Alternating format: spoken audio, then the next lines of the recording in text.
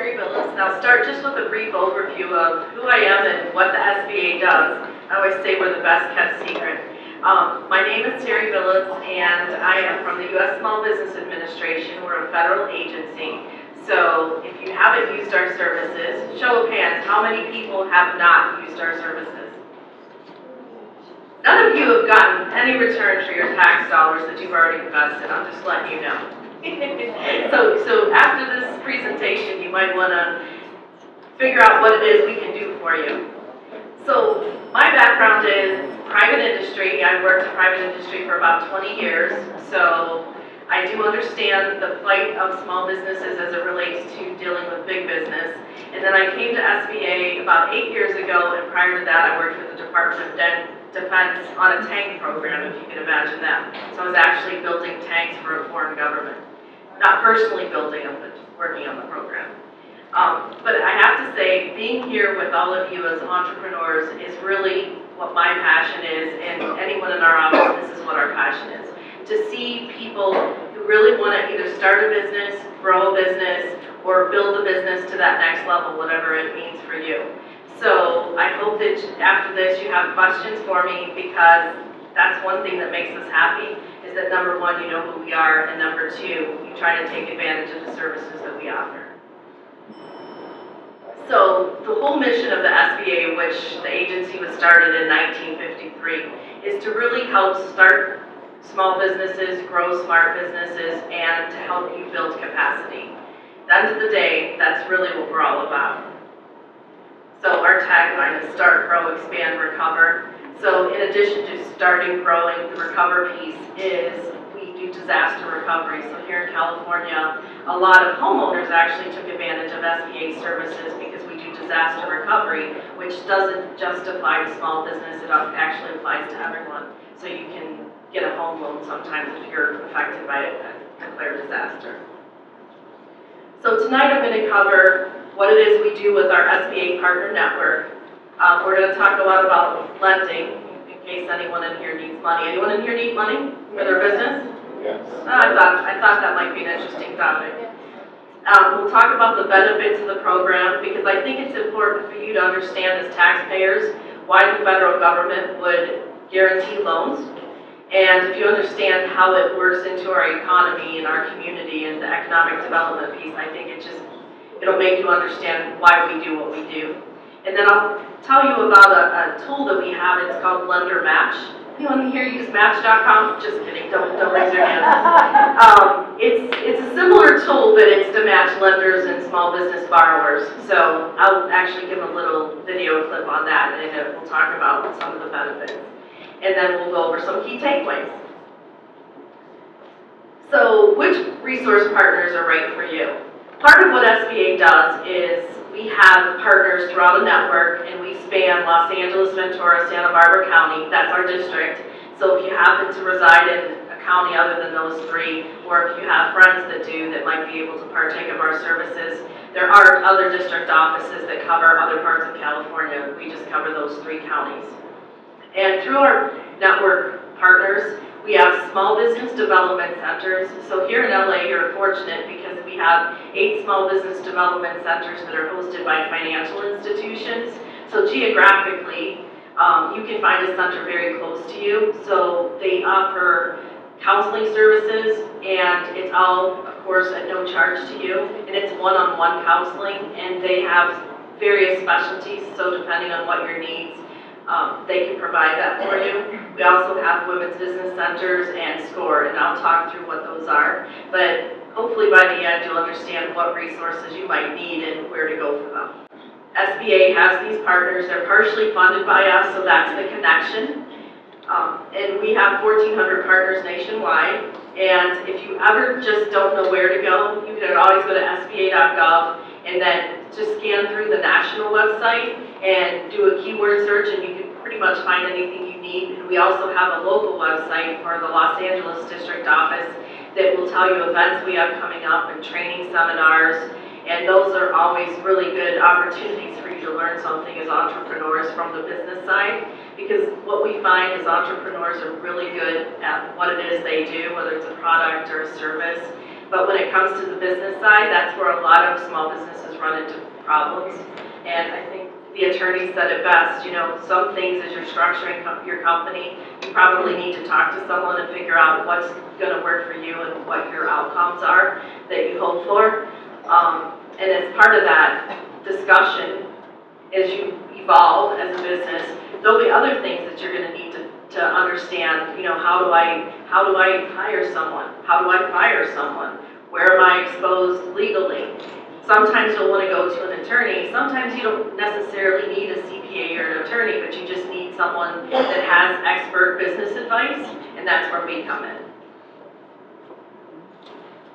So I mentioned SCORE. SCORE is the Service Corps of Retired Executives. SBA here in LA is very fortunate that we have a very robust network of SCORE mentors, and these are executives who volunteer their time to give back to the community. Some are retired, some are still working. We have some mentors that have retired in their 30s. I mean, it's a beautiful world if that happens for you. But it's nice that they're willing to give back and let others learn from their lessons. And the mentors are available to do online mentoring. So if you wanted to just do it on the phone, if you wanted to do Skype, if you wanted them to meet you at a coffee shop someplace, they'll do that for you. The beauty of SCORE is you can actually go online to their website and you can look at the biographies of the mentors. So if you're looking for someone who has expertise in logistics, then chances are you're going to find someone who has a lot of experience as an executive running a logistics company, and a lot of them still have established networks in place too. So again, you can have a network for one time, or you can stay with that same mentor and build a personal relationship. And we see that happen sometimes where it becomes a friend, sort of an informal board of directors for you. Sometimes they will co-mentor even. SBDCs, I mentioned that in our network, we have a variety, so there's 8. When I say they're hosted by institutions, academic, that just means that they give us space to allow them to be there. And also you can sometimes take advantage of the services that the host institution offers. So sometimes on the training side of things, you can use some of the benefits there as well. So I usually say, look at our website, figure out who's closest to you, and there's a search tool. You put in your zip code and it will tell you the one nearest you. The women's business centers, so for all the men in the room, this also applies to you, even if you think it doesn't. Because they're federally funded, they can't discriminate between women and men. So they will actually take male small business clients as well. But they're tailored for women just because they know some of the challenges and they can connect them with resources. But certainly, if there's one near you and you want to partake of the services they offer, you're welcome to do that. We also have a Veterans Business Outreach Center program. Any veterans in the room? No? Okay, so if you're a veteran, you can partake in their services. So now let's get into the lending programs. So conventional lenders will look at your credit score and they'll say, okay, as a small business, you'll have to personally back this loan, and either you qualify commercially, conventionally, or you don't. SBA is for the don't part. So if you have a really good relationship with your lender, and you should, I always say if you don't walk into the branch that you deal with and have a relationship with the people in that branch, you need a new bank. And I say that only because you go to a doctor whenever you have a physical or mental problem, but no one thinks of their physical health like they do their physical and mental health. And really, that's just as important to you, because if you don't take care of that physical health, it will affect your physical and mental health. Especially as entrepreneurs, you probably already know that. So make sure that you have an established relationship with your bank. They know who you are, because when you go to get a loan, they're going to do a character assessment. That's part of what they do. If they know you, that helps them check that box. And also, you want to make sure that they're willing to lend to you. You know, do they have an appetite for the type of business you're in when it comes to lending money? Maybe they do, maybe they don't. So I always tell people, have that conversation before you need money. But in any event, at the end of the day, if your bank is an SBA lender, that's great, because that means you already have someone that if you don't qualify for a conventional loan, and that's one of the tests to get an SBA loan, is you have to be denied for a conventional loan, and that's where SBA comes in. But most banks on the conventional side, they're always willing to give money to small businesses who have collateral, and the joke is they'll always give money to people who don't need it, because if you have all those things, chances are you don't have to worry.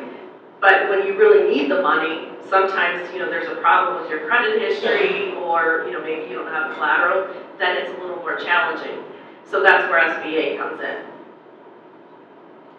So just to kind of give you an idea of how much lending is done nationally, these numbers are for 2018. So for our 7A program, that's sort of our flagship loan programs, and there's a lot of different sub-programs that roll up under that. If you look at the numbers, just through banks, they made $17 billion in loans. Credit unions, $219 million. CA, which is Community Advantage, that's through a nonprofit, those are $125 million. And then other non-bank lenders, that number is $1.1 billion roughly. CDCs, which are certified development companies, I always say company, it is company. I always get corporation and company messed up, but it is company. 4.7 billion. And then microloan intermediaries, which for us are nonprofits, 75 million.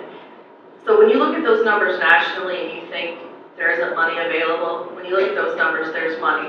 Here in LA, I can tell you just in our 3 counties, our fiscal year 18, which starts on October 1st and goes through September 30th, we had over 1.7 billion in our 3 counties in SBA lending last year.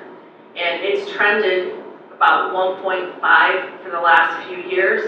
So we are making loans. Banks are making loans. It's just people need to know what to do if they're denied, and to make sure that they look at SBA as an alternative, an SBA loan at least. So here are the actual numbers. It's 2337 for 7A, 321 504 loans for a total of the 1.7 billion. Huge numbers. So the lender types. So conventional lender is the big national banks you know of, or community bank. And then there's of course credit unions, and then non-bank lenders. And those would be like small business investment companies, and then mission-based lenders. And I mentioned the CDCs. The reason you'll need to understand what that is because for a 504 loan, and we'll talk about that more on a later slide, they actually are 40% of that transaction. And then Community Advantage lenders, that's also a loan program under our 7A, and it's for underserved areas. And the cap on it is $250,000, not million. And then our microloan program is up to $50,000. So they'll lend as little as $100 and as much as $50,000. And then when you get beyond $50,000, then you fit into the 7A area. So I mentioned our 3 programs. Again, there they are, 504, 7A, microloan, and then under that, we also have international trade loans along with the Community Advantage. So if anyone's doing exporting, that's good for you to know as well. So the 7A loan programs, again, that's our, I always say our general purpose loan, and it goes up to 5 million. It can go up to 5.5 for some transactions, but there's some constraints tied to it. The loans are pretty competitive for 7A. SBA does not dictate the actual rate, but what we do is we say prime plus a limit, which is I think 2%. So right now it's right around 7.75 to 10.25. That's sort of the range on the 7A. And they're either term loans or revolving lines of credit.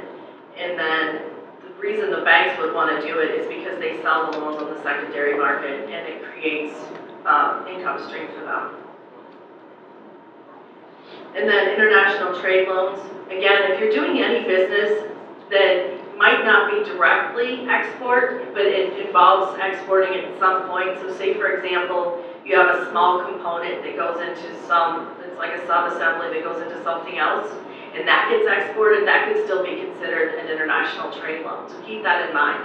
because the guarantee on an international trade loan for the lender goes up to 90%. So what that means is if it's an SBA loan, the lender, if you default, you still have to pay, but the 90% they would get guaranteed by the SBA. So that allows them to give a loan when they typically wouldn't. So it really does mitigate the risk for the lender. And there's 3 different types you see there: export working capital, export express, and then just the general international trade. Community Advantage, I mentioned, that goes up to $250,000. Those loans are focused on underserved markets, and again, the guarantee for the lender is 90%. Veterans Advantage, I'll just skip that one since we didn't have any vendors. This is probably, in my opinion, one of our best loan programs. Not that 7A isn't good, but I think the 504 loan program, if you're trying to buy capital equipment, and capital equipment is defined as equipment that has a useful life of 10 years or more, or real estate, the 504 loan only requires a 10% owner injection. So that's huge because on the conventional side, to buy a building, they might want 20% or more. So really, reducing it down to 10% makes buying real estate much more achievable for most small businesses. Or for capital equipment, if you need to buy a $500,000 piece of equipment, you only have to put up 10% of that, and then they'll collateralize against the equipment or the real estate. So that's huge. The cap is $5 million, but it's 5.5 if you're a small manufacturer, or if it has a public purpose, like if it's energy efficiency. So if you're buying a property that's LEED certified or energy efficient, then it can go up to 5.5. The term is 10, 20, or 25 years. When I say 5 or 5.5, that's a little misleading because it looks like the building would have to be under that price. The reality is it can really go up to a $20 million property, but that 5.5 or $5 million, that's the 40% that SBA backs, and that's the part that's structured. How the deal is structured is the CDC has 40%, you have a 10% injection, and then 50% comes from a traditional lender. So the lender, like traditional bank or credit union, they have first lien position for 50%, and then CDC/SBA, they take second lien position for the 40%, and then you have the 10%. Our microloans are given through mission-based lenders and nonprofit organizations. So for us, our women's business centers are actually micro lenders, and it goes up to $50,000. So the benefits of the SBA loans is, number one, if it's a mission-based lender, it allows them to align with their organizational goals. And it really is, from SBA's perspective, a way for us to help build communities. So that's really why the programs exist, because we know that small businesses really are the backbone of our economy. So that's why we want to invest in. To you as a borrower, you get reasonable terms, you get smaller equity requirements, which we talked about, and a longer repayment term on the 504 up to 25 years. The community benefits because of economic growth, tax revenue for communities, job creation, and then innovation, because a lot of the innovation we see today is coming from small business. Here's the tool for lender match. That was my little match.com joke. We lost the internet connection. It worked before I tested it. So refresh.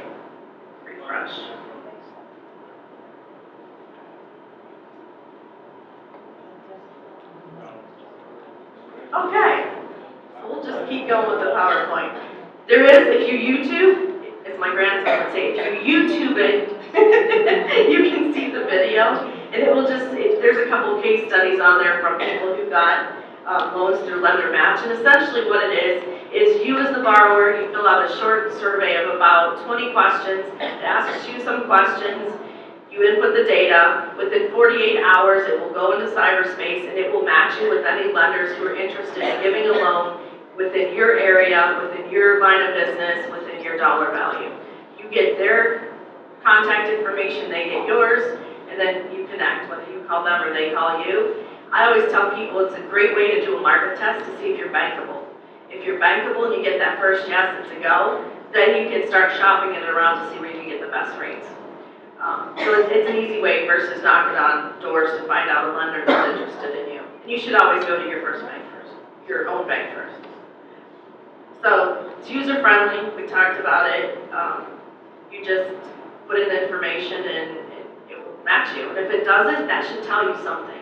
I tell people that one of the most important things you find is if no one is interested in you, it means there's something wrong. At that point, you want to take all your information, make an appointment, and go talk to one of our small business development center counselors. Let them go through all of your paperwork with you, talk to you, and figure out why aren't you bankable. Because then they can help you navigate through fixing whatever's wrong, or doing some forecasting, or if you have to fix something in your credit history, they can help put you on the path to do that. So it's 30, 60, 90 days from now you might be bankable, or at least you know what you need to do. Otherwise, if you just walk into a lender, you're not going to know. They're not going to take the time to tell you. They're just going to say no. So they'll even package the loan for you at no cost. So there's huge advantages to doing that just because it changes the conversation. So takeaways, we have lots of resources free of charge for you. We have loan programs that will mitigate the risk if you don't qualify commercially. We have a huge government contracting program. That's something else that SBA does, but it would take me another 20 minutes to explain that to you. But I want you to know that if you're interested in government contracting, reach out to us. We can help you with that. If you happen to know if you live in a hub zone and you're doing any work with the government, that's a huge advantage to you. If you're a veteran or woman-owned businesses, there's also set-aside programs if you want to sell to the federal, local, state government for being a woman. So again, we can educate you on that. And if you want to learn more, that's our group mailbox for our office. It's LADO, which stands for Los Angeles District Office, at sba.gov. Reach out to us. We're here to help. If we don't know the answer, chances are we can help. I mean, even with the licensing and the business structure, we have resources available to help guide you on that. We won't give you legal advice, just like she said, this isn't legal advice, but they will try to put you in the right direction and give you the information you need. I left magazines. If you pick up one of those, it pretty much has everything that I covered tonight in there. And you can go online and do keyword searches, so that's always an advantage too if you don't really want to sit and read that magazine. But if you have a hard time sleeping, it'll do the trick.